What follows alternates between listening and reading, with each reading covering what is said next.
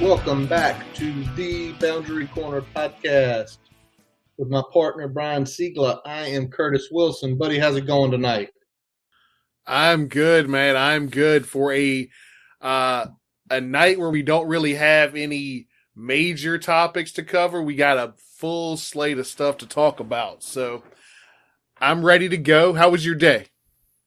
It was a long day, man. I tell you, a long day from watching, from work in general, where something popped up in the middle of the day that was unexpected. And I was fearful that I was going to have to work till like 5 o'clock. But luckily, I put the hammer down, got it done, didn't have to work over. And then what a day sort of watching the timeline with some of the things going on just west of here, which we will talk about later. Yeah. Oh man. Yeah. Between the Miami stuff over the weekend and then everything dealing with UVA the last couple of days, it's been kind of fun to sit back and enjoy some of the plight of our two of our biggest rivals as they sort through all their shit. Sorting through their crap. Everything's not closed yet on our end, but we're slowly matriculating and getting there. We at least have a head guy and some other folks on the staff. We're at least filling out a staff compared to just cluster Fs is what I see, and we're going to get into that whole thing later. But Brian, let's start off tonight with a big recruiting win for the Hokies. Benji Gosnell playing down in the Hillsville area, Virginia this year, originally from Pilot Mountain, North Carolina. 4-star by 247 Sports, 6'5", 240 pounds. They're listing him as a tight end, but the way it looks, he could play tight end with his athleticism, linebacker, maybe even become a defensive lineman. What do you think of this pickup, especially when it felt like just about a week ago he was getting ready to head down to North Carolina and probably commit there? Brent Pry, J.C. Price, and the new staff jump in, get him to commit. What do you think of him and then the commitment itself? Yeah, this is big because a lot of the work had already been done on him, and then once we moved on from Fuente and some of the other staff was moving on, it became a lot less certain. He was kind of waffling, looking at UNC, but locked it up once the new staff got in place, so that was big. And I think it's good. It's another piece that's kind of, we're going to wait and see where he ends up falling in terms of position. But overall, I like the pickup, and it helps a class that was already, shaping up pretty good. Yeah. I mean, to me, it's that whole, what I talked about, what me and you both have talked about the last couple of months. He's 6'5", 240 pounds. He's an athlete. You get him in the door and figure out where to go.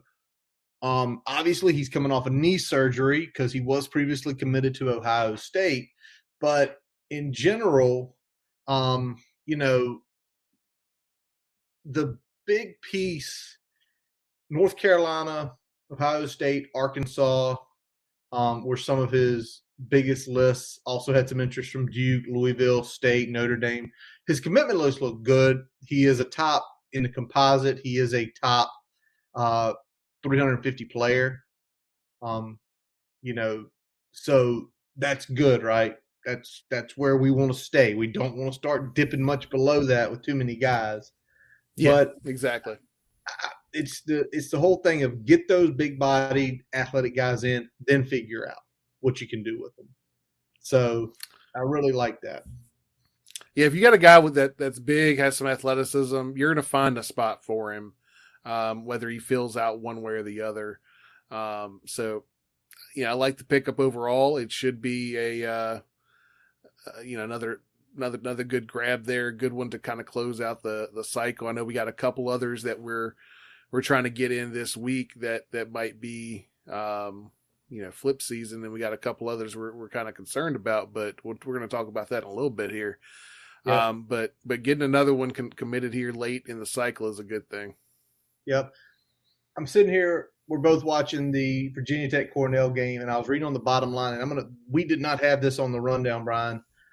Bob Bowlesby, Big 12 commissioner, saying they are potentially looking at changing the signing day stuff, basically because of all the coaching changes and all this. Let's hit that real quick. I mean, we're old school, right? We're old school. So for us, it's more of we were always used to February. You had to hold on to guys through all the off season and coaches leaving, not flipping and getting a new coach. You got a new coach early. If anything, it was a blessing because you had roughly 2 months to get them put. A lot of times it was, I'm getting rid of these 7 guys because I've got 5 guys I want, and I Yeah. know I can get them here. So You had 5 guys that you could potentially either flip from other schools or guys that were committed to the school that you came from that decided to follow you instead of stick it out. So it's interesting that's being brought up now because the early signing period, to me, always helped schools like Virginia Tech because if you had everybody locked in and you got them to sign that LOI, if big boys and the blue bloods missed on their top targets, they weren't sniffing around your class to try to steal one because they had that clout. Yep. I would say if they do it, I wouldn't say bring it to a middle piece, maybe bring it to a middle piece, bring it early January or something. Week after the national championship. There you go. Week after the national championship. I don't know. It's going to be interesting to find that what they talk more and more about that. So we'll be definitely looking into it. Speaking of basketball, Brian, last week, one really good game, huge win up in Maryland. And then I didn't get to see it Saturday. We were on the road, but the stats did not look good as we get smoked at home by Wake Forest. Yeah, I watched a little bit of that game. It was one of those nights where we were struggling in a lot of phases and they couldn't miss. And we didn't do a whole lot to make them miss. Unfortunately, probably hands down the worst defensive showing they've had this year. Defense kept them in the Maryland game and then they pulled it out in the end. Yep. After a poor shooting, first 25, 30 minutes. The last 10, they ended up putting some things together offensively, and really last 7, if we're being honest. But Wake Forest was just kind of a front to back. The first half they hung around because of the defense, and then there was just complete collapse in the second half. Yep. And right now up 13 on Cornell, who is 8-1, Ivy League school. But we were watching here before we jumped on, and it was that kind of that struggle, right? The struggle, not coming out of the gate strong at all.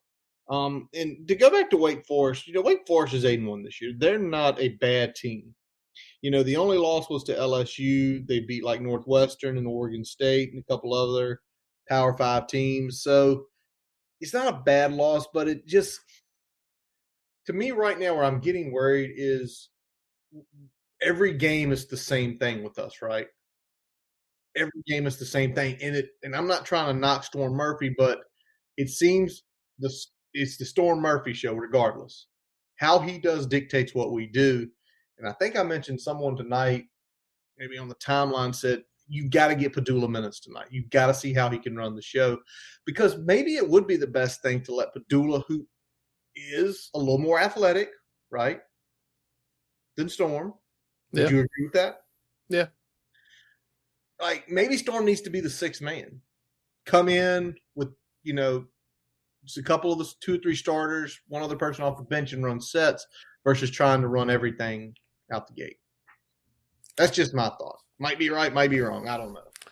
Yeah, I think the big thing is that he is struggling on both ends against kind of those bigger athletic guards that are pretty much commonplace in the ACC for most teams.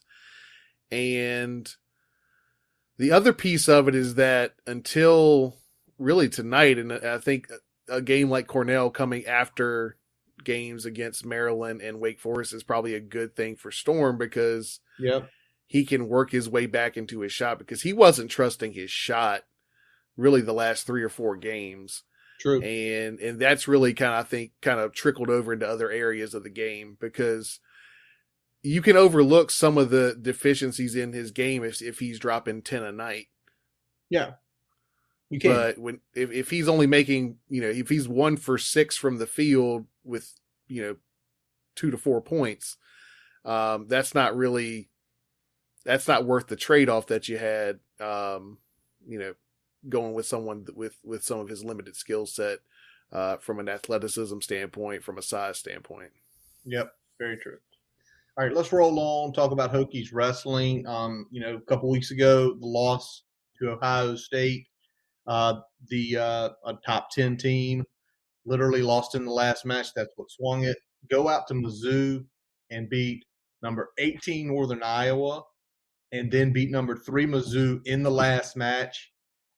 I mean, it looks like we're going to be another top 10 team, and it's kind of crazy. I didn't get to watch much of that, but I followed the Twitter. First of all, the Hokies Wrestling Twitter is worth a follow. Whoever runs that account tries to give as much detail as they can. They try to pull clips in there when things happen.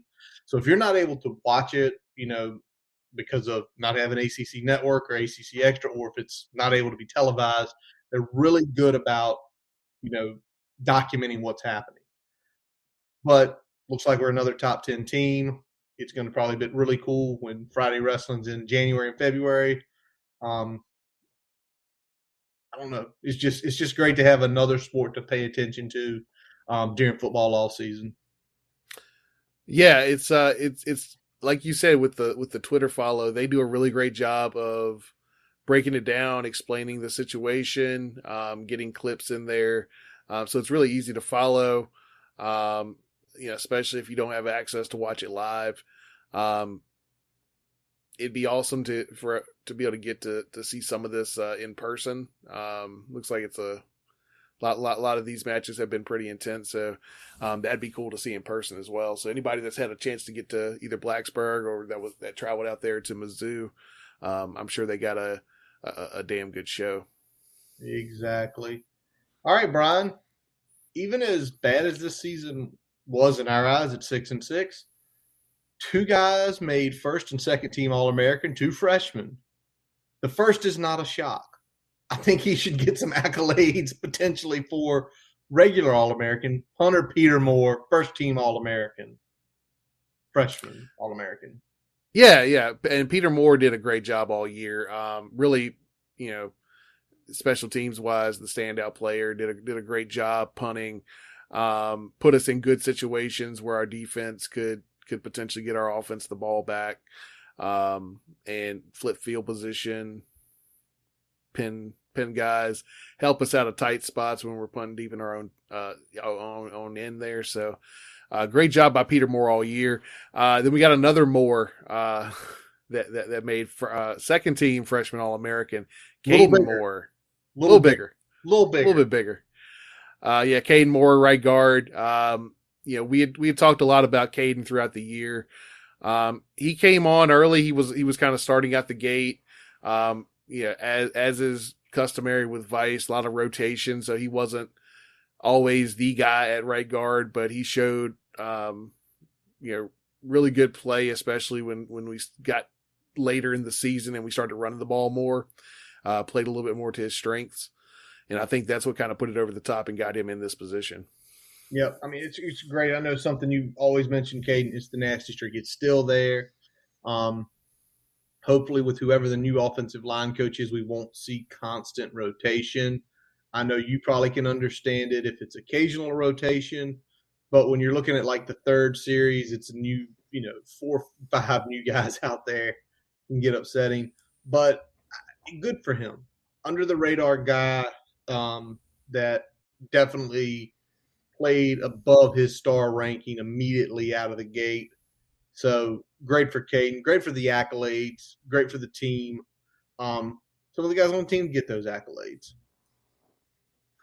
Yeah, right. I mean, it was a big run for him there at the end. I think he finished the season as strong as you could have hoped for a guy that's playing as a freshman. Yeah, and really anchoring the line and what was our strength last year, so which was running the ball.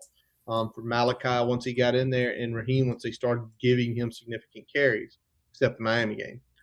All right, Brian, let's go to this. We discussed last week some recruits who have reaffirmed their commitment, and today one popped up, and it looks good, and I think this was one of the crown jewels, right? We felt Rashad Purnell was one of them, but Ramon Brown in-home visit with the coaches looks like, you know, to me, I would say that's a reaffirmation that in 7 days he's going to be signing his letter of intent and sending it on down to Blacksburg. Yeah, and we're not getting smoke from anybody else in terms of actual movement on that end. So getting there, locking that up was big. Getting coaches in the building there in the household. So I think that right out the gate in terms of just papering the state and like getting around to all the recruits that we've already got in the boat. That's been one of the best things I've liked from this staff is just how they're trying to get that closed out as best they can, especially for those in-state guys. Absolutely. So essentially, he's locked down, and obviously they went up to Northern Virginia today. Saw a couple pictures there. If we see any more guys reaffirming it, you'll definitely will be retweeting it, liking it, so you can see. But there have been two decommits. I don't think this is a shock that there are going to be decommits. The first, DeAndre Martin from Life Christian Academy here in the RVA. DeAndre from Durham decommitted just a few days ago and then flipped to South Carolina. Shane Steele's one. This one hurt because with Martin's size, 6'3", already up in the 285, 290 range, you see contributor day one. Yeah, I think that was the big thing that hurt from that perspective. He's somebody that, as thin as we are on the defensive line, he could have been in that kind of third group probably year one, and then pressed higher as things went along there. So that one hurts more than some of the others that we've seen lately, just because of it being a need position, especially with Jordan Williams moving on. We really only have kind of three proven guys on that defensive interior right now, with another one or two that are coming along. So he would have probably stepped in immediately, had that kind of fifth or sixth spot in that rotation. Yep, and he wasn't the only one. Jackson LaHue, the offensive lineman out of Texas, decommits as well.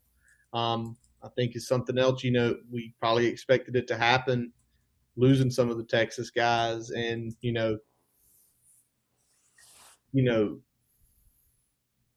it's not a shock. I mean, you liked his tape, you like some of the stuff he did, but again, it wasn't one of the crown jewels. It's just a solid piece. Yeah, it's a solid piece. It's a piece that what the thing for me is that it was a need position. The other thing is that while it was a need position, finding a guy in the rating range of a Jackson LaHue in Virginia in the region probably wouldn't be a hard grab, or grabbing someone in the portal. And I think initially out the gate, I'm more concerned about having a solid starting five going into 22 than I am about necessarily backfilling for the future. Yep. And Jackson wasn't going to be a guy that was going to see any sort of rotational duties in 2022. So that's one I'm okay punting on. His chance would have been like 2024 at earliest, probably later than that. So, and again, to come all the way cross country, you get it.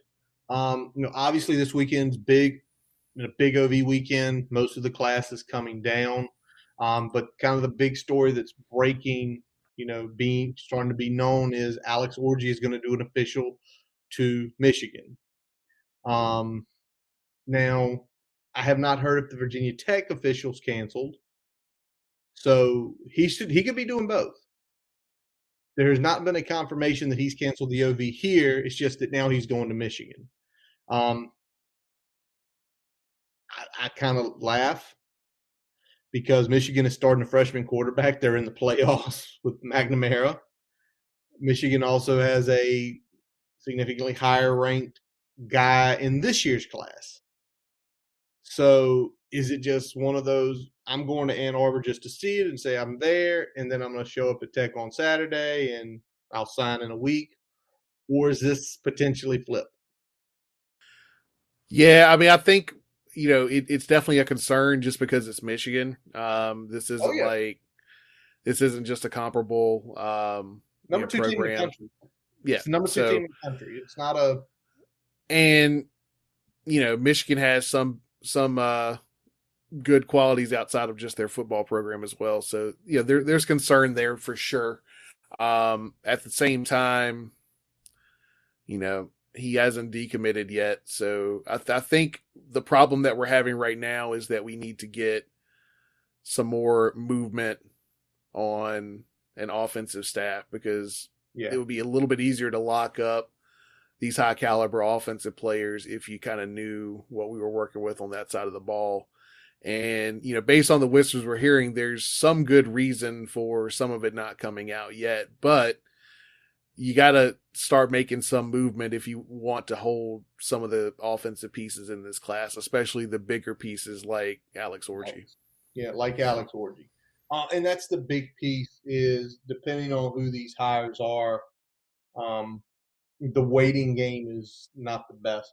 If there's someone that you can get right now, and I don't care if it's a running backs coach, a wideout coach, any coach that you can officially get in and on staff for offense, get it. At least you have someone for these kids to talk to in some way, shape, or form, even if it's not the OC yet. So hopefully, maybe this weekend with the OVs coming in, a couple guys will get rolled out. Hopefully Friday before it all happens. Hopefully tomorrow. Hopefully now. Drop one. 10 o'clock at night. No one can complain about it if they like or dislike the guy. But it is. I mean, hey, we're all waiting at 7:45 in the morning, right, for the next big thing to drop. By the way, Hokies up 16, so they have pulled away, kind of putting this game out of reach from Cornell in the first half. Good to see, especially after the start. After the Um, start and after the Wake Forest game in particular, I mean, it's nice to see them get back in some good form there. True, but let's just say this back to the OVs. If we start, I think if Brent Pry has his guys lined up, even if he can't announce them yet for whatever reason, I think what you're probably going to get after this weekend, if he tells the kids face to face, which to me he should, you're going to get the smoke. You're going to get the whispers, and then you're going to start seeing what the staff is looking like. Because again, we're not worried about defense. That's Pry's bread and butter. The offense, because the offense is a significant harder rebuild right now. We have no quarterback. It's Wide it, receiver. Go ahead. yeah, it's a harder rebuild, and it's going to be it's the more important piece just because of Pry's expertise. Because Yep, you've got to get a guy that is semi-autonomous on that side of the ball, or a absolutely. couple guys that are semi-autonomous on that side of the ball. Because that's not going to be something that Pry is going to be hand holding or overseeing. It's going to be something that is expected. All right, well, we hired you to do this job. This is how we want you to do it. You need to go and do it. And Yep. until we start to see what that's going to look like, it's and no knock on Orgy. I mean, I think in situations like this where you don't know who your coach is going to be, it's you know I would definitely be looking, at least exploring my options, even if I didn't necessarily pull the trigger. Yeah, because if you get because if he gets a name he doesn't like, then it's an easy. Well, I've got now an option, so you get it. So is what it is. But as of right now, still committed to the Hokies. Brian, last week we talked about Obviously J.C. Price, Christian Prelude retained. No one else has been officially announced, but the last few days, Ryan Smith has been dropping a lot more Hokie stuff. Sent a direct tweet to the new defensive coordinator, who we'll talk about in a few minutes. Even talking about some fraternity slang. What up, Noop, which that's what they call Kappas, and I think he's all but staying. Lot. What do you think? Yeah, I think that's where the wind's blowing at this point. He had a period of time there once the regular season was over, where you didn't really hear a lot from him on Twitter, see a lot from him, any smoke like that, and then all of a sudden, it was the tweet when Waller got named the cornerback of the year for the Richmond Touchdown Club. Retweeted that and then started saying started tweeting some other Hokie specific things as the day was going along, then started welcoming the new coaches in and things like that. So it seems like he's going to be retained. I imagine sliding into the safety position with the next guy we're about to talking about, probably coaching corners. Yeah. So 3 new hires announced this week. And we're going to start with the first because, man, if you don't know about the cheetah yet, then you have not been following Hokies football. Derek Jones is officially announced, coming over from Texas Tech. Cornerbacks coach, defensive recruiting coordinator. I mean, this guy has been around for over 20 years. Started his career at Ole Miss as a grad assistant, worked his way through some schools in the kind of in the South and Mid-Atlantic, got to Duke back about in 2008 where he coached DBs, corners, did some special teams, became an associate head coach.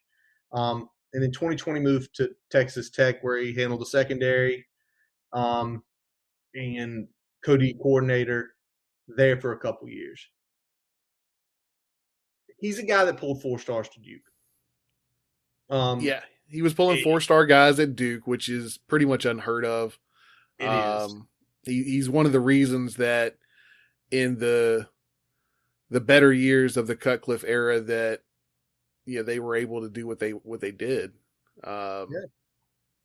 Put competing for a coastal championship team on the field, which is something that I think Duke really, they weren't competitive for so long before Cutcliffe arrived. And the fact that they were able to do that, and this guy was a part of that and a part of recruiting some of the better players for that defense while he was there. That speaks a lot to his ability to get guys to buy in to the message and recruiting guys that are sometimes harder to find because Duke does have a high academic standard that has to be cleared in order to get those guys on the field as well. So I like the move. We look at defensive recruiting coordinator, and the social media presence that he has is, it's night and day from what we're used to. Oh my gosh! Yes. He has his mentality. He talks about being in the secondary is like being a cheetah. About sometimes you have to go on your own. Sometimes it's a team concept. He's got how essentially he approaches coaching down. Yep. He's got motivational quotes. He likes to have fun, calling out coach about the picture, convincing coach, trying to convince Coach Pry to change his picture already since he's now a Hokie. Changing the handle, changing the picture. Yeah. He was all over. Yeah. He was all on him. And again, do you need 10 guys exactly like that? No. But do you need some who are very outgoing? Yes. And It's great to see because, if the way it looks is in the morning, you need a good motivational quote for your day. Go to Derek Jones' Twitter account, give it a few minutes. You're going to get 2 or 3, and it will get your day going. And love it because that energy, man. We hadn't felt that in a long time.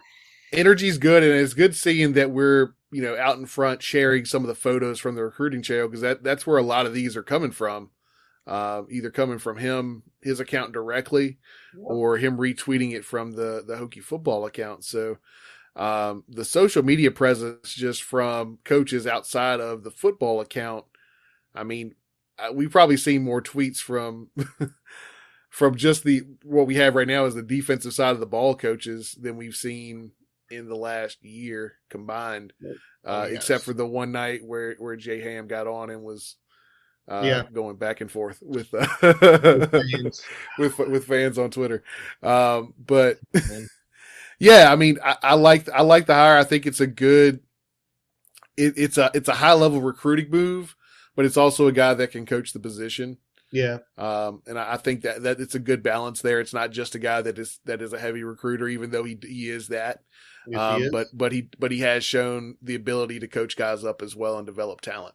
Yep. And also the other piece, coaching down at Duke for so long, got a feeling he's got some inroads and probably knows probably a lot of the big schools down in North Carolina. So for the Carolinas, you probably have them. There's his region. It's the old Charlie Wiles region there. All right, Brian. The next guy that was hired was Sean Quinn. And, the way it's looking, probably going to be co-D line coach with JC. We speculated on that for a couple days there until the last hire was made. But not at a lot of big places. But when we get to the last piece is really the piece that I want everybody to listen to. So um, coach down at Tennessee as a grad assistant in 99 and 2001, coached the offensive line and special teams, spent 5 years with Pry at ULL as a defensive line coach. He then got an opportunity to go to LSU for a year where he coached ends, done some defensive coordinating at Northwestern State, reconnected with Pry at Georgia Southern. He was his linebackers coach there. Then between Western Carolina, Charleston Southern, defensive, coordinator, coaching linebackers, a couple other stops. And then 2018, he goes to Savannah State. For those who don't know, Savannah State is probably one of the worst collegiate football schools. I mean, they've had like 3 winning seasons since the program came in 1898. Bad. Historically bad. Historically bad. This guy goes down there, becomes defensive coordinator, then becomes the head coach and defensive coordinator. His first season as defensive head coach, or excuse me, his first season as head coach, they went 8-2. This year, they won the conference. They had one loss. If nothing else, that speaks to what he is as a coach.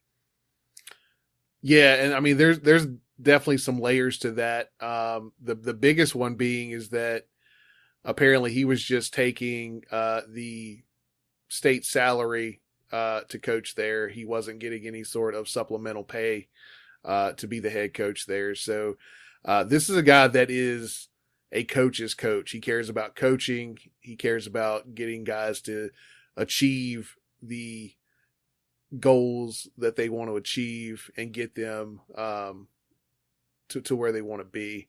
Not someone that's hung up on the money part of it or all those things. So this is a guy in the trenches, doing all the right things, but also a guy that knows his shit and can communicate that and get guys to follow him. So I think that's a big thing for me with Quinn.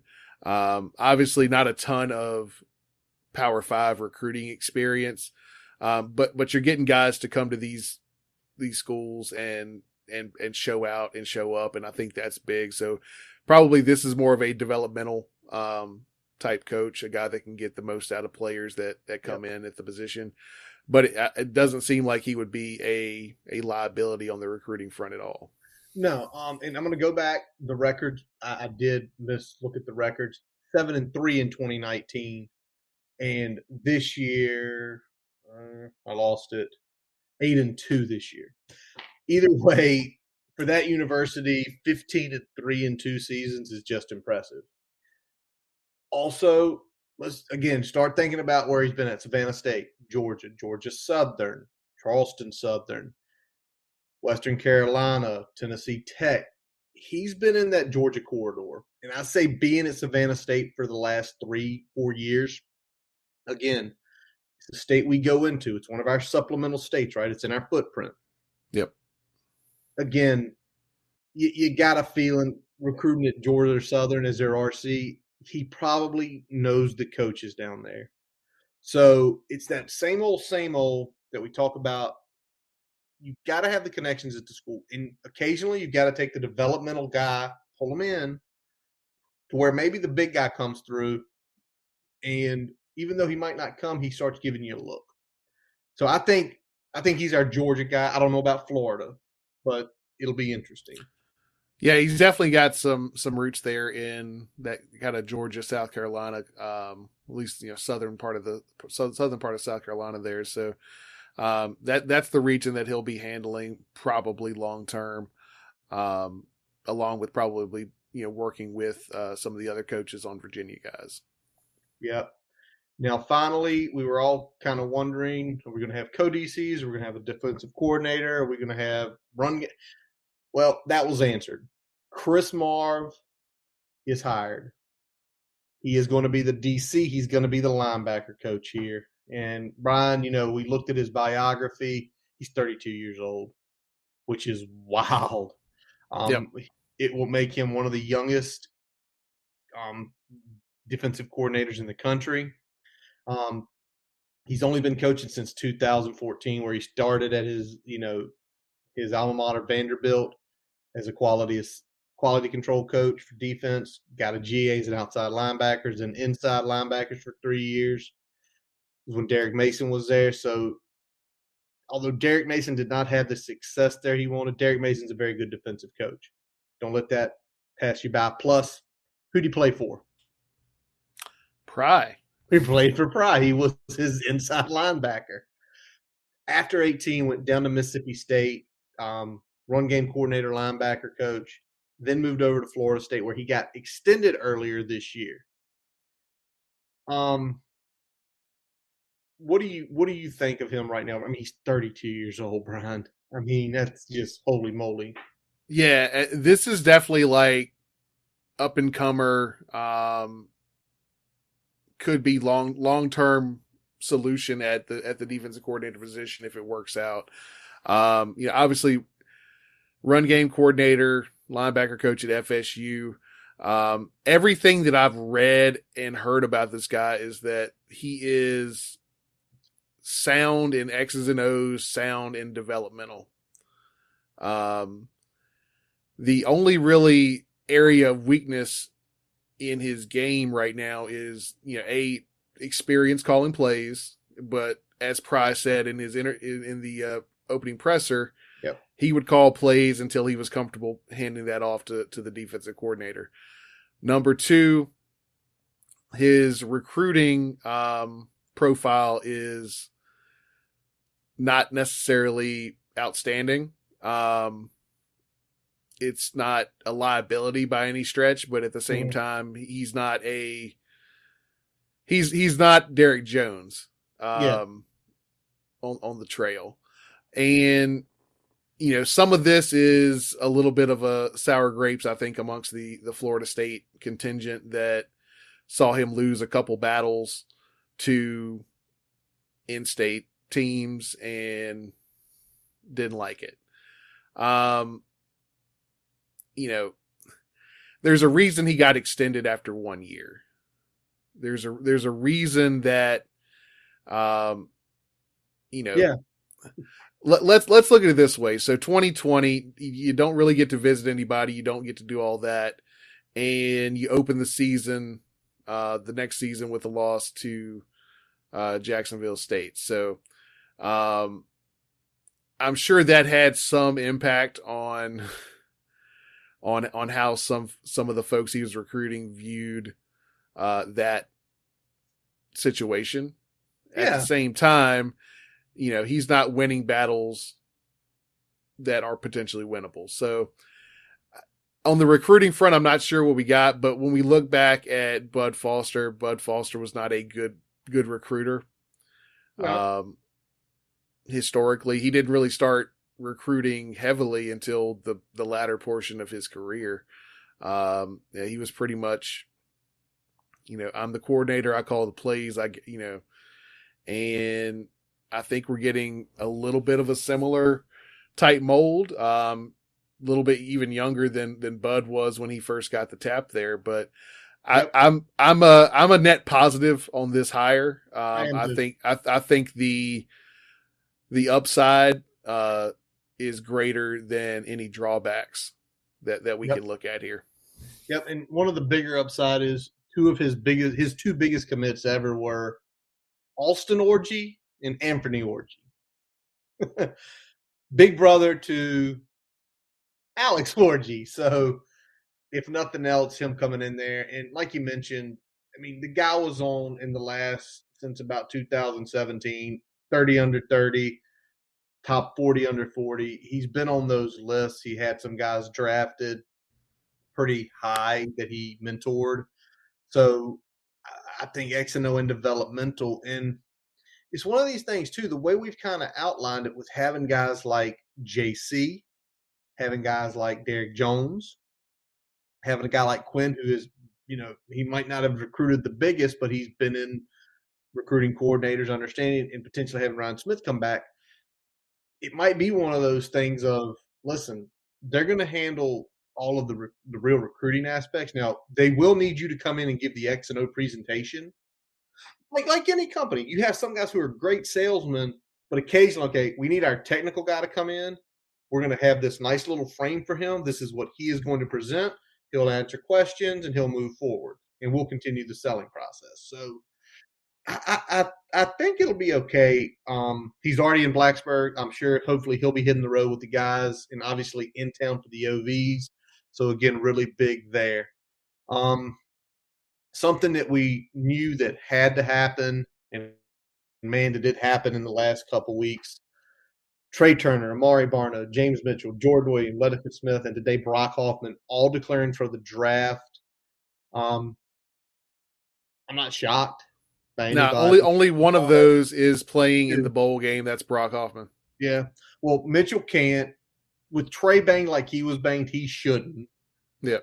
Leticus had the ankle at the end of the year. He shouldn't. Yeah. And I get it. Jordan was nicked, but he didn't have anything significant, so he played through it. I mean, yeah. So, and obviously, I don't know what Barno may have had something that was going on as well, but there's really the excuses don't really matter here. I mean, everyone's making a choice for themselves here, and that's a good thing overall. I mean, yeah, this would be different if we had. We got a new regime coming in. It's a little bit different, I think. And this is kind of what we're seeing. If guys that are going to the NFL, if it's a meaningless bowl game, then if they're done, they're done. And that's. They're done. I told Brian today they're inviting Trey. I don't know if Jordan and the other guys are getting invited, but make this if you choose to opt out, that's fine. Bring the guys with you. Let them be part of the team experience one more time, regardless what they're doing. Make that a thing. Make that a thing. Now, I'm going to say this. I really think Amari Barno and James Mitchell should – I really wish they would come back. Barno is just – he's not there yet. It's going to have to be – I heard somebody – I was chatting with somebody, and he could go third round or he could not be drafted. He could be a project. The NFL isn't doing projects as much anymore in the first 3 to 5 rounds or the first 5 rounds. Yeah. They're looking for guys – listen, you got to be a play. They're looking for guys that at least have to have a rotational role year one. Yeah. 6 and 7s are still some developmental, but there's only 64 to 70 picks usually with supplement. Yeah. It's not a lot of guys you're looking at going free agency. to me, for James Mitchell, the reason I would be trying to sell him to come back is James not going to show what he is. Me and Brian were kind of doing the timeline. He probably could show for a pro day. He's not going to get to Indy to do that. No.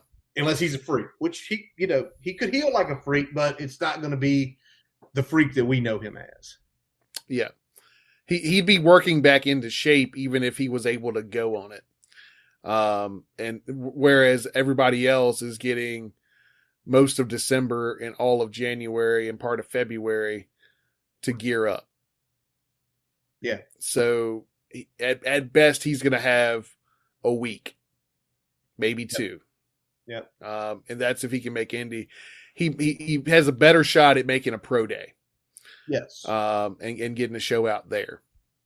And I think the bad thing for us is that he's shown flashes of his ability, but because of how we used him in the offense, we never really showed the high end of his ability. True. And I think that's the bad part of this injury for him is that, he's not going to get to show off his athleticism at the combine on top of coming off a year where he pretty much missed the majority of the year. Yep. Followed by 2 years where he didn't really get used properly in the offense. He never got used properly. Now, luckily for him, the moments he flashed. Like, yep. You could see it.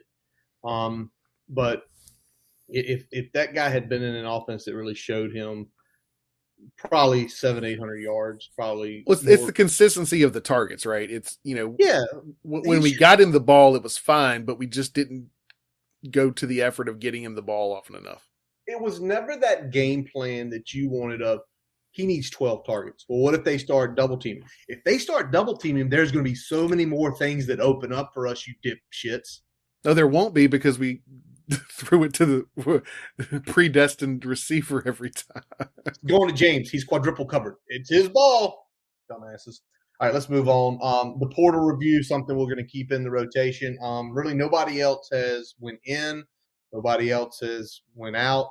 Daryl Bailey did commit to USF. Good for him. Yep. And the smoke around Tavion right now is he's getting heavily recruited by a lot of different schools, SEC. And that's the other reason why it's like you've got to get someone in the offensive room that can sell him what we're going to do. Yeah. Even getting one or at least get either the wide receiver coach in here or your OC, even if you're not ready to fill out the rest of the staff yet. And I know some of this is timing with other pieces, and that's a big thing. But you don't want to keep sitting on your hands on the offensive side while a guy like Tavion Robinson dips, because it's one thing if you lose Alex Orji. It's another thing if you start losing some of the other younger offensive pieces on this team to the transfer portal, because that just makes your job this offseason all the more harder trying to find other guys to replace them. Very true. All right, Brian. So the Hokies did not have their worst fears revealed with the announcement of the bowl game. We did not get sent to Annapolis. We did not get sent to Charlotte where we'd have to face Shane, and that would be great. But they get sent to the Pinstripe Bowl at Yankee Stadium in New York City to face an old familiar foe in the Maryland Terrapins. How do you feel about the matchup? I know 2 weeks from tonight we're going to do our in-depth episode, but how do you feel about it so far? Does it matter? Because I haven't seen their opt-out list. I'm sure they've got just as many. I think it's going to be different for us just because we're going through a coaching change. We will probably see a little bit more attrition because we're going to see probably a handful of guys hit the portal and have the opt-outs on an already somewhat thin roster that we kind of put a Band-Aid on to finish the season. So that's really my concern at this point, is making sure that we can get a good team out there. Win or lose, I want to see a lot of youth hit the field I want to see what they can do in a game against a solid caliber opponent. And hopefully we don't just we want to win the game, obviously, but I want to see a game plan that takes advantage of all the pieces on the offensive side of the ball, and Well, not just turn into a Patriots team on Monday Night Football against Buffalo, where we're just going too tight in and running every time. very true. Well, you play to win the game, so running would be probably what we do more of. But Certainly, at least the next 3 weeks, because it's 3 weeks from tonight the 3 weeks from today is the game. At least these young guys will be getting those extra reps, and luckily, having hopefully JC and Smitty there, they can begin dictating what we want. Like, well, I'm going to go run him at wide receiver. No, Dwayne's going to run wide out. Well, I'm doing this on the line. No, he's playing line. And it sounds like a jerk move, but it's like you have two guys on staff who are looking to the future, not looking for this one game. I think that's a big key. Now, Brian, obviously the other piece, and it's been discussed by numerous people, is this is a big game too because of the relationship with the Yankees that happened after 4/16. Yep. Yeah, that's been big, and it's been talked about between the players coming down, playing on campus, wearing the VT hats. It's been a really solid relationship that was built around, unfortunately, tragic events. But it's good to see kind of that getting pushed forward again with this bowl bid. And it's going to be interesting watching a bowl game being played in Yankee Stadium. A game I care about, I should say. I mean, I've watched pieces of some of them. Yeah, some of them before, but it's the midweek, mid-afternoon game, which I'm actually kind of looking forward to because we're the 2:15 game that day. That's one of those. That's like for us we're going to be off that week. That's like one of those like really prime spots. It's like it's after lunch, but it's going to end before dinner. Yep. So that really good window of this is the greatest time to have a game because I'm gonna probably be watching the game and packing shit because if you guys see the boxes behind me here, I'm packing my house because I'm moving in the next couple months. So be on the lookout. Sometime later this off season, you're going to see me in a new room recording these bad boys. So yes, he is. All right, now guys, we've got some more stuff to look at. We're going to be looking at. Obviously, we're going to be picking some of the early bowl games.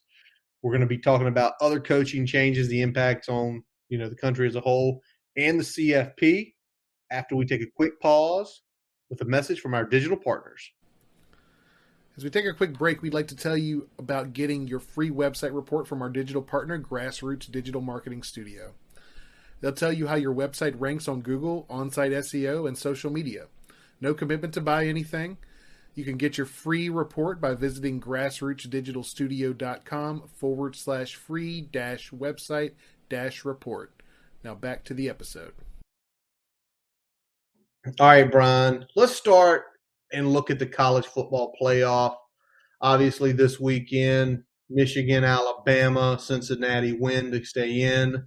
The committee keeps Georgia in at 12-1. Let's talk about these matchups. Let's talk about just high level Bama, Cincinnati. Is this going to be a game, or do you think the Bama we saw Saturday shows up and potentially steamroll Cincy? So my concern, obviously, with any game that Bama's in is the amount of time that Saban has to prepare for it. So national title, all bets are off because there's only so much he can do in advance. Games like this, Fickle's going to have his hands full. I think you're probably going to see Bama playing on offense and defense with the same type of play you saw against Georgia. I don't know if Cincy's going to be able to match that.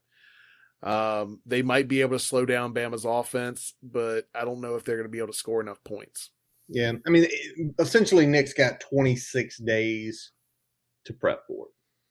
Yep. Now, here's the only thing I will say, and why you give them a puncher's chance.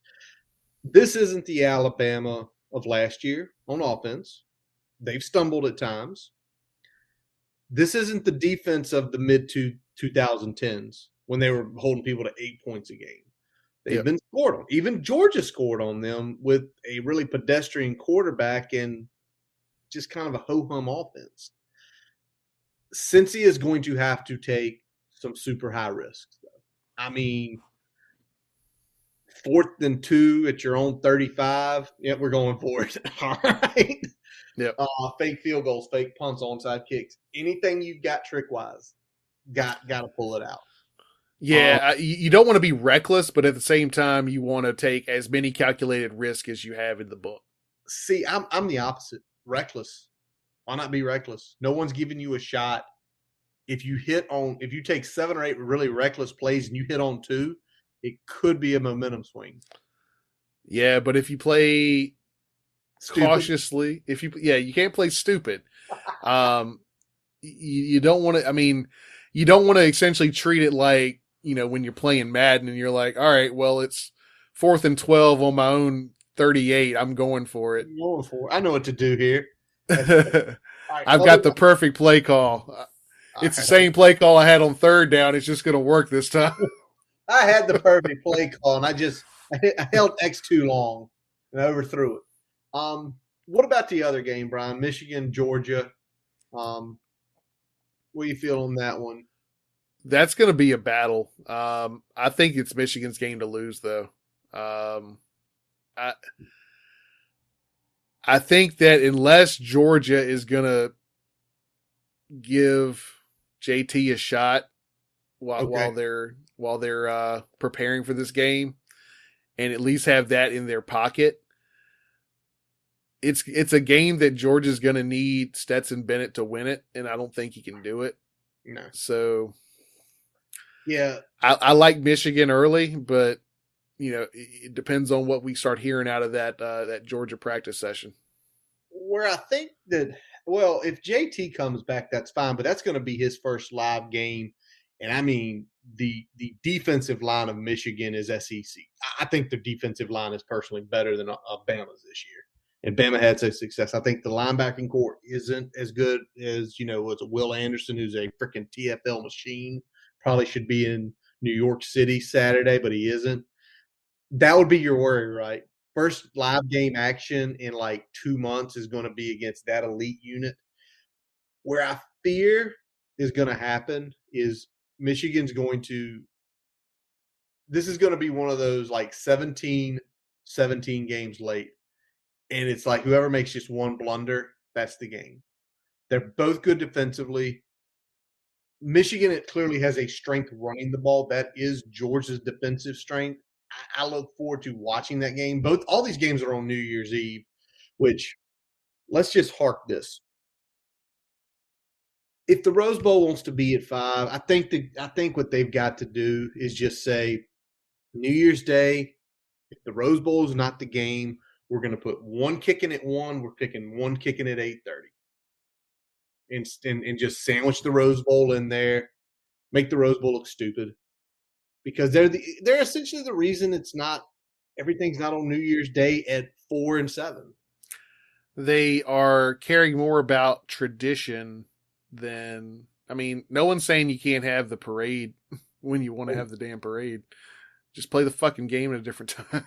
Well, the thing is, the parade could happen the day of, and you could do a night game on New Year's Eve, and an 8:00 kick, where the whole country would be watching. What we got to talk about, Brian? The one other thing, Brian's 12 here. So, Brian, the remaining of the top 12, in this year it works perfect because all the Power 5 teams are in. We have a group of 5 team in, right? So, here are your matchups. First of all, let me ask this. the top 4 teams this year, do you feel that any of the teams 5 through 12 could beat them? Yeah. Yeah. I'm with that this year. I think Yeah. there's I mean, there's really, I mean, we saw that Georgia's fallible. Bama's been fallible. Michigan's Um, fallible. yeah. I mean, if we're looking at quality of losses, and I mean, Georgia and Michigan probably have the best losses. Uh-huh. And those are probably the only two teams that you would say, all right, well, they, based on their whole resume, are a step ahead of where everybody else is. Yep. Yep. All right. So here would be the matchups, Brian, if we went through the 5 through 12. Notre Dame Pitt. That would be a clash of two styles. The Notre Dame defense against the Pitt's offense. 6-11 Ohio State, Utah, same way. A clash of two styles, offense versus defense. A rock fight that would be Baylor and Michigan State. Take the under. If that thing was, it would probably be like 43.5. Take the under. I don't think anybody's getting to 40. And then contrasting style, and I think we're getting this one. Mississippi, Ole Miss, Oklahoma State. That's the Sugar Bowl this year, right? I believe you're right. Yeah. I have to go check. But intriguing matchups, if intriguing venues. And there's one other thing, Brian, that I think this would make you happier, right? Because when you have a team, 10,000 analysts, you're going to figure out what they do good, what they do bad. If you have 26 days. If everything's done correctly, the most time anybody would have, what we're saying, 2 weeks, right? Because in your thing, conference, we move back a week, everything, correct? We move back a week. Everything gets moved back. Conference championships are on the Saturday. The opening round of the playoffs would have been last weekend. We skip. We do Navy Army this weekend. And then next weekend, week before Christmas, it's the quarters. And then obviously New Year's Eve, New Year's Day is the semis.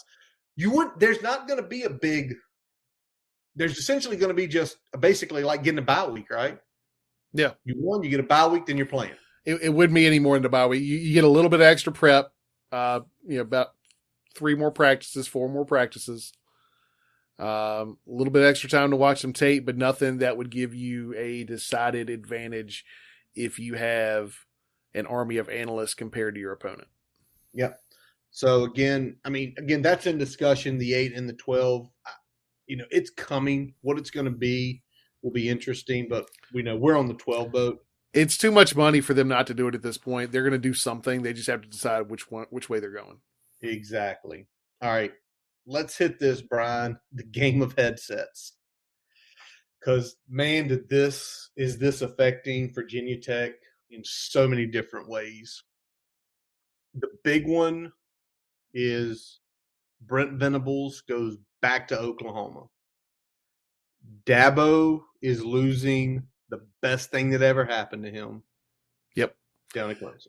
Dabo is losing the thing that took him from having a very good ACC team to having the team that's dominating the conference. And winning national titles. We said it last week. We said it like we talked about Stoops, and we said Brent Venables is the guy. And obviously, it looks like he was the guy. They just had to wait for for whatever reason for that last week to go by, even though Clemson wasn't playing. I'm interested to see who Dabo gets because he's not going to find anybody of that caliber. There is no one of that caliber out there right now, in my opinion. Yeah, Venables is like one of maybe 3 in the country. Yeah. So, and the other 2 are already coaching somewhere else that is of equal or greater ilk. Yeah. So it will be super interesting to see who he goes and gets. And applaud to Venables for taking the leap. It took him a long time to do it. It was being speculated on 5-6 years ago that he might go and do it. He stayed a while. coached his sons, but now he's moved on.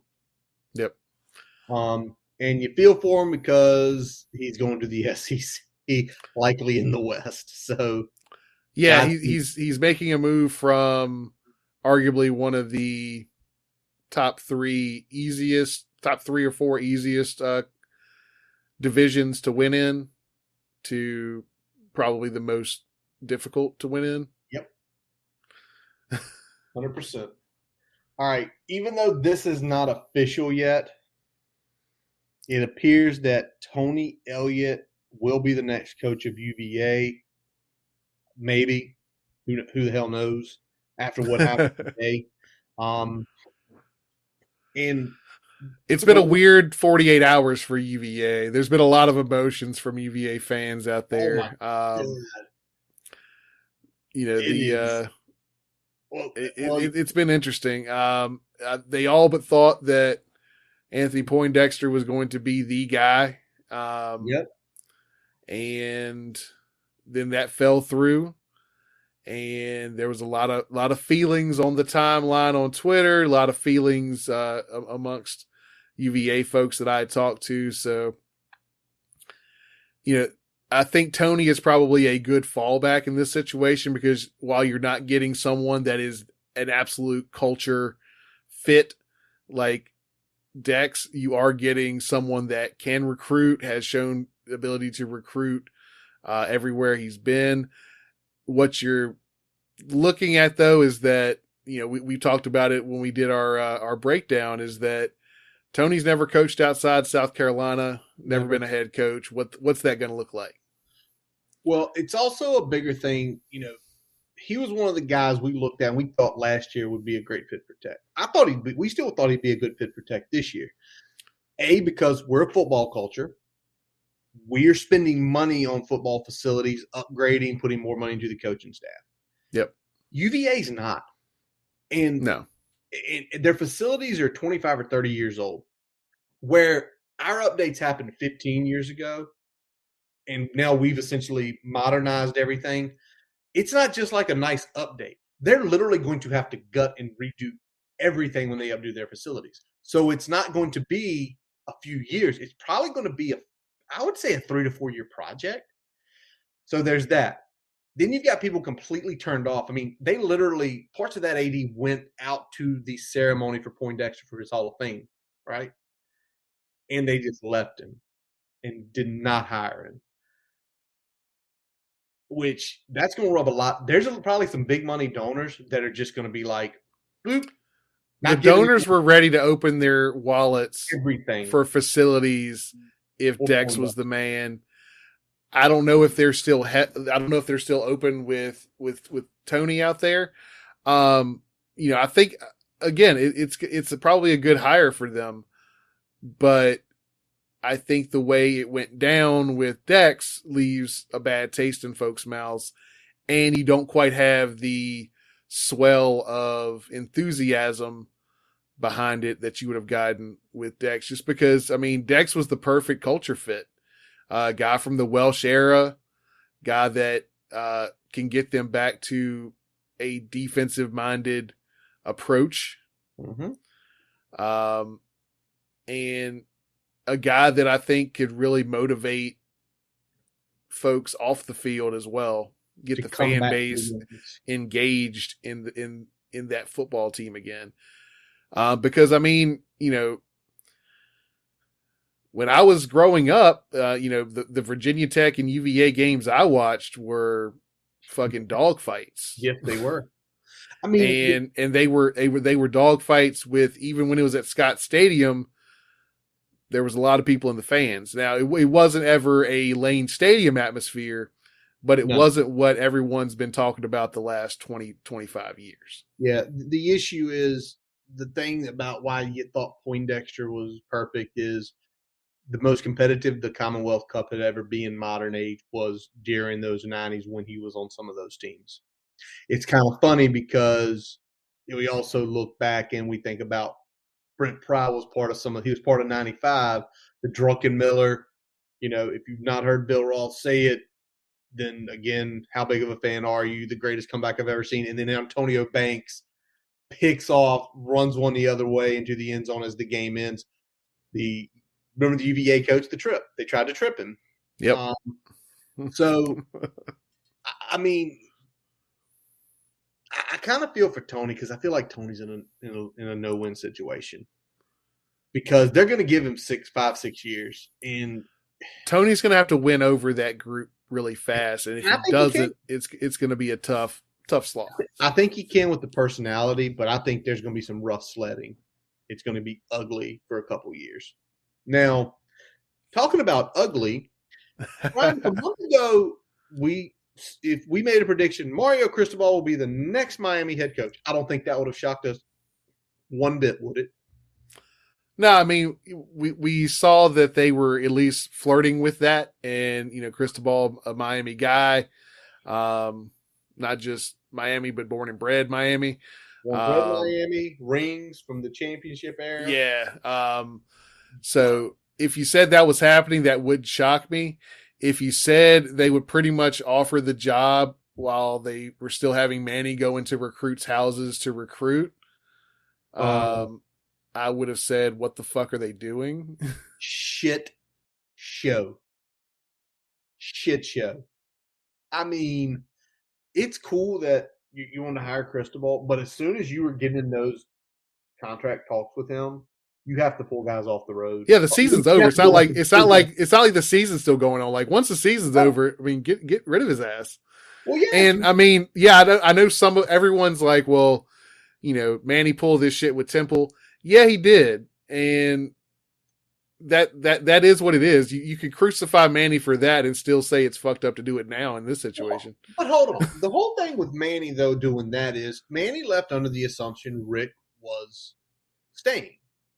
He went out and he found his first head coaching job, right? Yeah. Rick pulls out of nowhere, health reasons, I'm leaving. Well, shit. Because I have a feeling if Manny had been told that 10 days prior, I don't think Manny would have ever attempted to get the Temple job. This on the other hand. I agree, but you still had, 7 players sign on to Temple in the interim. It's true. Okay, so the whole thing about this is the second they had Cristobal potentially signing, they should at least – you want to keep the assistants on the road, that's fine. He might potentially keep somebody on staff. You at least pull Manny off the road. Like, listen, you need to come back. Why? Yeah. Well, because you're not going to have a job tomorrow. You do what we did, essentially find that 1 or 2 guys that you're probably going to retain, and you send them out on the road. Exactly. But clearly Miami is all in because it announced today, it was reported over the weekend. Clemson AD Dan Regnasich, I think that's how you pronounce his name, is going there from Clemson. So he is a Miami graduate. So again, back home. But we kind of look, DC gone, OC gone, AD gone. Dabo is a really good coach. We're about to find out. We're going to find out. If he is a really good guy at evaluating who his coaches are, we're going to find out. Because, even with the struggles this year of Tony Elliott, finishing somehow below us in total offense, I'm still trying to figure that out with all the talent there. It's an empty room. And now he's a little bit behind because of how everything goes down. Now, I'm sure he was given days notice of, both Tony and Brent leaving, but it's something that he has not had to do in a long ass time. Yeah. Has that doing a long time, and is somewhat behind some of the other competition in filling some of these spots. I mean, we beat him out in filling out most of our defensive roster. I know not necessarily the guys we're targeting were some of the guys he'd be targeting, but it's going to be interesting because, I mean, we still don't know. I mean, do we know how many folks are following Brent to Oklahoma? We don't know how many folks from Clemson's offense are following Tony. There's still a lot of pieces to kind of fall into place. So Dabo's going to have some work to do. And Dabo had a quote today that doesn't bode well for him adapting to what he's facing right now. Can you read that real quick? I read it earlier, but I don't want to do it verbatim Hang on, let me locate it here. because it's ugly.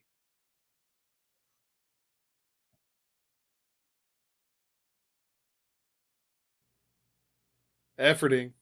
Efforting. Efforting. All right. Dabo Swinney on whether college football was in a good place with NIL money flowing through the sport. No. College football is not in a good place for a lot of reasons. There's a lot of change going on, and I think some unintended consequences with that. Well, let's see. The players are benefiting, right? Yep. The players are benefiting.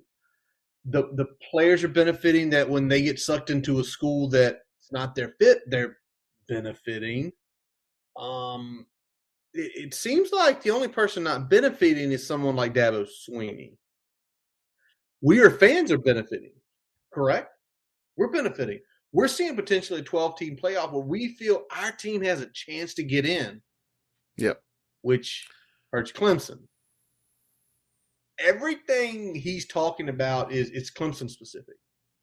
Most schools are very excited about NIL to give those. And I don't fault him for being self-interested, but there's a difference between advocating for your case and essentially shitting on anything that makes your job harder. Guess what? And some of the schools learn how to read a room. Yeah. I mean, like right now, at this point, you got to, if you're not on board with NIL and if you're not on board with how to take advantage of the transfer portal, then you're going to get left behind at some point. You're lucky that you've got the talent and that you've had the horses and that you've had the coaches to keep you at the top more or less through the early days of this, but it's only going to get, deeper in here. You got to adapt or die. The church money is not the only money in the game anymore. And we will move on after that statement. I've seen nothing on Oregon yet. It's a really good job, whoever lands there. I'm sure that'll break probably sometime this week with everything happened with them. But Oregon's had to do this a couple times over the last few years. They've ended up okay. They've been poached like 3 times in the last few years. They've landed on their feet every time. I think with the money that Nike pours into it and all the donors in that area, they tend to, and the fact that the Pac-12 overall has just been more or less down. They've been competitive in their conference every year, and they've been in an up year. They've been fighting for a playoff spot. So, yep. I don't think that changes much. They might take a little bit of a step back with Lincoln Riley at USC. They got another horse in the West Coast to compete for recruits now. So that'll be interesting. But Oregon's never had to go they never really went toe to toe hardcore with USC, even in the good years, and were still competitive. So, yep. We'll see if they continue that trend. Exactly. Duke, Will Healy, Jason Garrett, Mike Houston. Chadwell. Well, I don't know. I don't think Chadwell. You don't think Chadwell's a fit at Duke? I don't think he's a fit there. Duke will figure out something. I mean, you feel for whoever walks into that to go into Cut's shadow, but they're down, and the thing is, it's going to take them a long time to get back up unless it's the right perfect fit. And today, more musical chairs. The Louisville AD is headed down to FSU. Yeah, really interesting. Yeah, the ACC is just swapping ADs apparently. Yeah. And I think I don't know. Obviously, the track record is, I can't remember how long he's been there, but it seems like FSU might. It seems like a money move. Like maybe this AD knows how to generate funds because Louisville's always been pretty good at that. Where FSU, after paying out like $9 million, $90 million in coach buyouts and probably getting prepared for another one next year. Got to figure out a way to raise more money. So it's very interesting. All right, Brian. Yeah, it's going to be interesting to see if this is going to be something that helps FSU. Um, they've never had a problem with getting money into their program, but when you're, as you said, when you're pouring out money for buyouts and things like that, at some point the well starts to run a little dry, right? Yep, exactly. Eventually it has to. I mean, Lord have mercy. All right, Brian.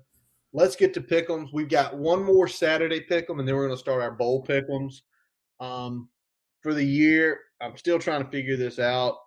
I must have put a wrong number. Essentially, Brian's 70, 61, and 2. I'm 74, 54, and 2. Brian 4 and 6 last week. I was 3 and 7. It was my worst week since week 1. But again, if you have been betting on ours, we would have made you money.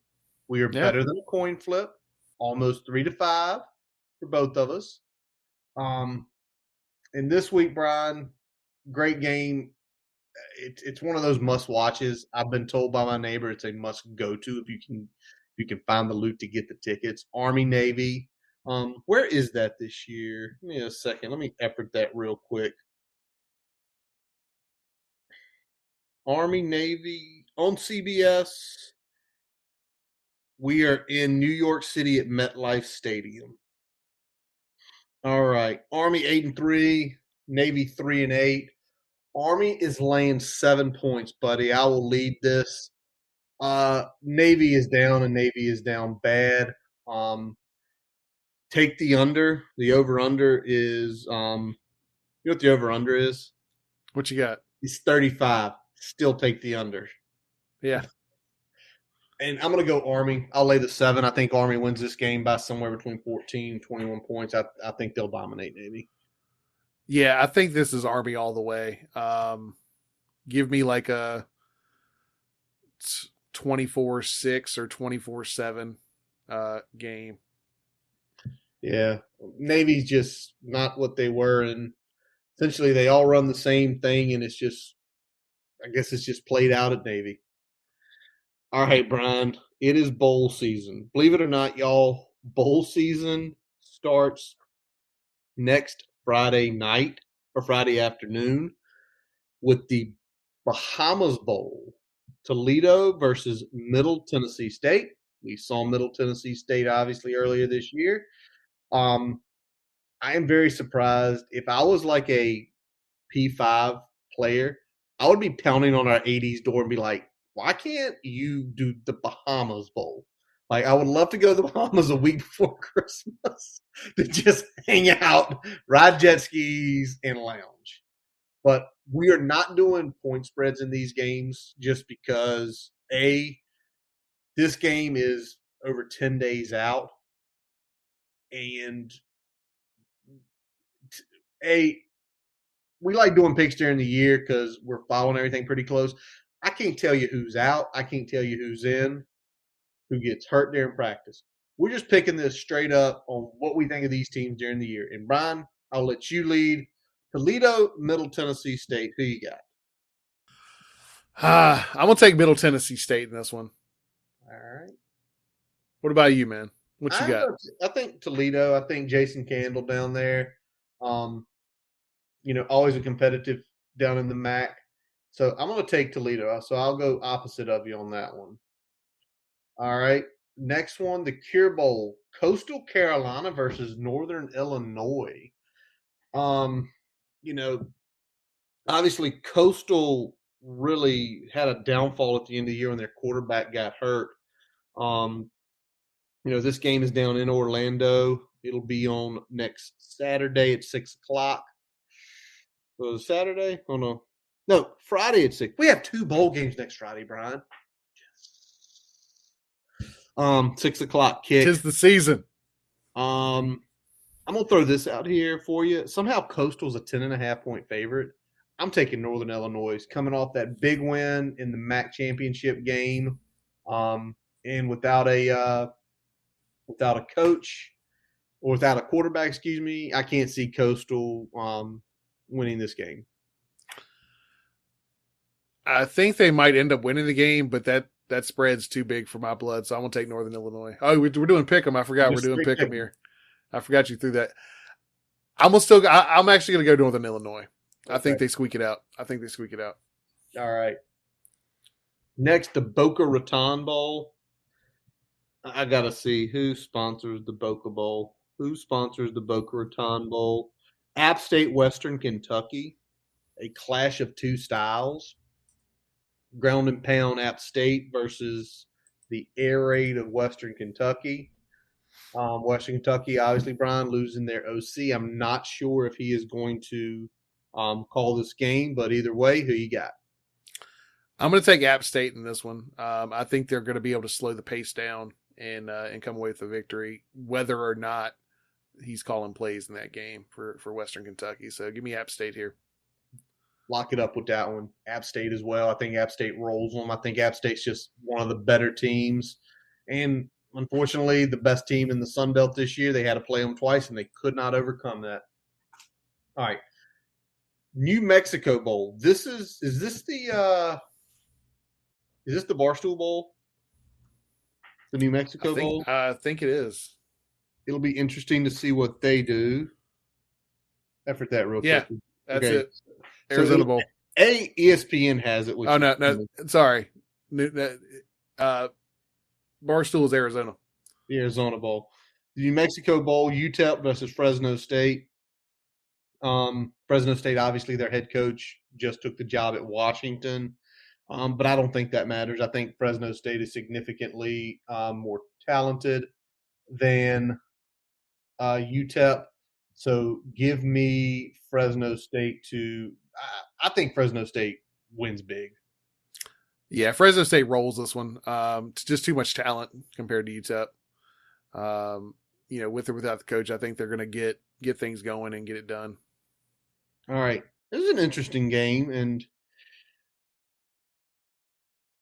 Independence Bowl, a bowl that will always be on a lot of Hokies' hearts for numerous reasons. UAB versus BYU, Brian.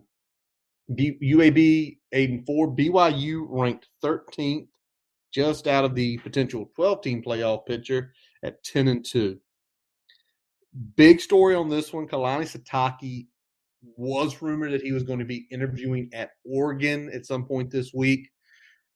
UAB from basically they undertakered this thing. They were buried and they came back alive, and they've been winning and going to bowls since that program got reinstated.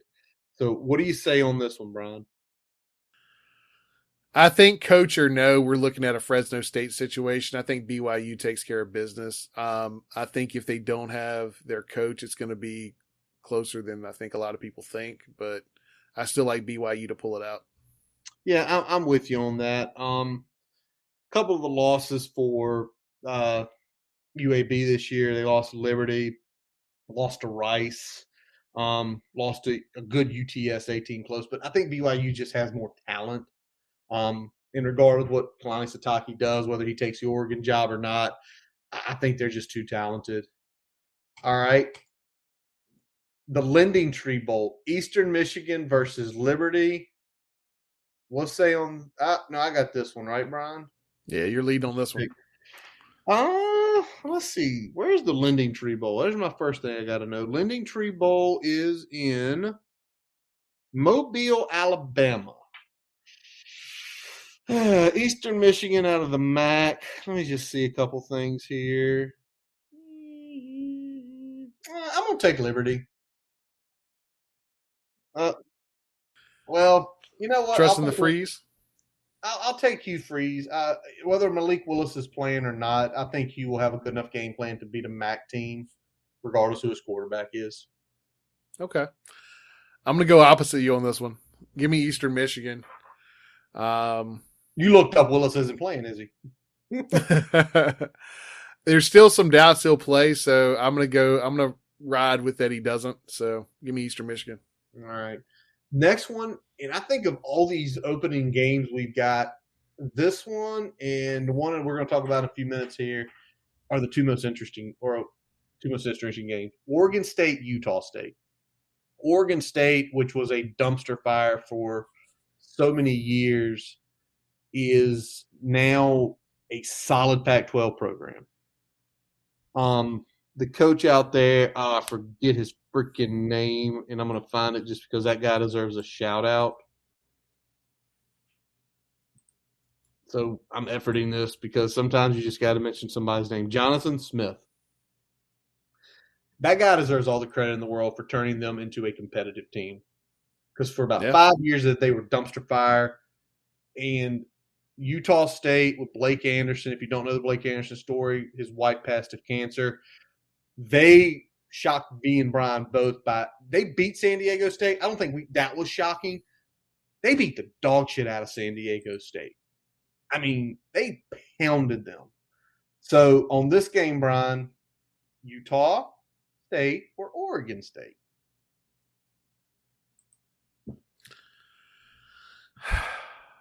I'm going to go Oregon State with this one. I think, as you said, they're playing well. Jonathan Smith has them playing really well out there at Oregon State.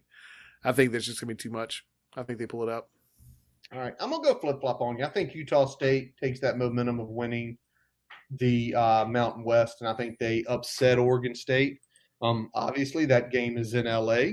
I'm interested to see exactly what Jimmy Kimmel's going to do with it. It'll be really cool to see. All right, Brian. Oh man, 1A and 1B teams playing each other. ULL Marshall in the New Orleans Bowl. Um, Obviously, Billy Napier's gone now. By the way, Billy Napier really started off great with that interview, or his first press conference, where, hey, stars don't matter. We evaluate players. No. No, It's no. it's it's not necessarily that's a bad message, but it's tone deaf considering why they got rid of Mullen. Exactly. Marshall probably played their worst game of the season against Western Kentucky, their last game. Um, I'm going to think ULL with the home field advantage down there in New Orleans, in Louisiana. They win this game. Yeah, I'm with you. Okay. Yeah.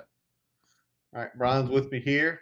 Oh, Brian, the next one up here, the Myrtle Beach Bowl. Oh man. Oh, the stories we could tell about Myrtle Beach on each other. Say 20 years ago. Oh, we're not going to do it. No, those stories are not for any sort of public record. Um, ODU versus Tulsa, Brian. ODU beating the Fighting Will Heelys to get in. Tulsa, you know, this season had a couple of really like good games. Like if you remember early in the season, they hung with Oklahoma State. They hung with Ohio State for a while. Um, they played Cincy tough. They beat SMU. So in this game, I mean, as much as I want to pull for somebody in my home state, I think Tulsa wins. I think Tulsa actually has a good squad. They just played four really good teams this year, and instead of having like a 9-3 record, they look like a 500 team. I don't think they're that. Yeah, I'm actually with you. ODU, I mean ODU is a great story with what they've been able to do this year. Five in a row. Um, yeah, Great in the season. but I think Tulsa just has more talent right now, and they're playing better. So I think Tulsa pulls it out. All right, we're both going Tulsa there. The Potato Bowl, Wyoming versus Kent State. This will be, where is the Potato Bowl? Is it still up in Boise? Is it on the blue turf? Tuesday the 21st at 3:30. So work early that day. Yep, still at Boise. All right, Brian, who you say on this one? Kent State, led by that crazy offense, or Wyoming? I'm taking the offense. I'm taking Kent State. Um, I think they'll pull it out. I think they'll score too many points for Wyoming. Yep, I'm with you on that. Um, unless things change, in the next few weeks here. But I don't see that. All right, here's the other of the early bowls, probably one of the most unique matchups: San Diego State versus UTSA. This is the Frisco Bowl, so it's down in Texas. Um, this is tough. I love San Diego State this year. I watched a couple of their games. Brady Hoke has them going. But the way they looked in that championship game, it was almost like maybe he had gotten a phone call that he was going to get hired somewhere and he forgot how to play. And then UTSA in that shootout against Western Kentucky, holding on for the last second. I'm going to take the old high school football coach. I'm going to say UTSA wins this game. Yeah, I'm going with Texas San Antonio as well. All right. I think it's going to be a tight one, though, but I think UTSA has found ways to win most of the year. I think they're going to find another way to win. Yeah, they have one loss all year. So we're both on the UTSA train. All right, Brian, last one. Armed Forces Bowl. We started with Army. We're ending with Army. Mizzou versus Army. This game's going to be on the 22nd. We'll be recording that night, probably watching this game. Game is down in Fort Worth, Texas, down at the TCU field. What do you think on this one? I think Army pulls it out. I think Army slows the game down and they pull it out. All right. I'm going to go flip-flop and go opposite of you. I think Mizzou takes this. Mizzou, solid defensive team. But it's the whole preparation. They essentially are getting 3 weeks to prepare for this game, which always hurts the option. So I'm going to go there. So we got all our stuff locked in for the first part of bowl season. We show up on the 22nd. We will pick the remaining of games, including the college football playoffs. But next week, a little promotion here. Next week is going to be a State of the Program episode. We kind of did one of these last year. We had Dr. Jeremy Counts from Main Street Pharmacy in Blacksburg join us. Jeremy's joining us again. But this year, Brian, we are bringing on an extra guest. Yes, Jonathan Talley is joining us as well. Anybody in the Twitter sphere, y'all know JT, Tally Bands. It's going to be fun having him on. It's going to be fun having Jeremy back in-house as well. That episode was kind of a hallmark episode for us as we closed out 2020 last year for different reasons. I think this one could top that with a little bit more of a positive spin on it this go around. So I hope y'all show up, show out, and we'll have the comments wide open. So anybody wants to comment on the video, get some questions out there for Tally, get some questions out there for Jeremy. We'll pop those on the screen, let them interact, and it's going to kind of be a roundtable. We're going to have some topics that we're going to bring up, and we're going to let everybody kind of share their piece. So it should be a good time. Oh, it's going to be a great time. Now, Brian, has anything broken in the last almost 2 hours here? I think we're good to go, buddy. I haven't seen that Tony Pony is official yet, so. Awesome. Well, that wraps up this episode of the Boundary Corner podcast. I'm Curtis Wilson. I'm Brian Siegler.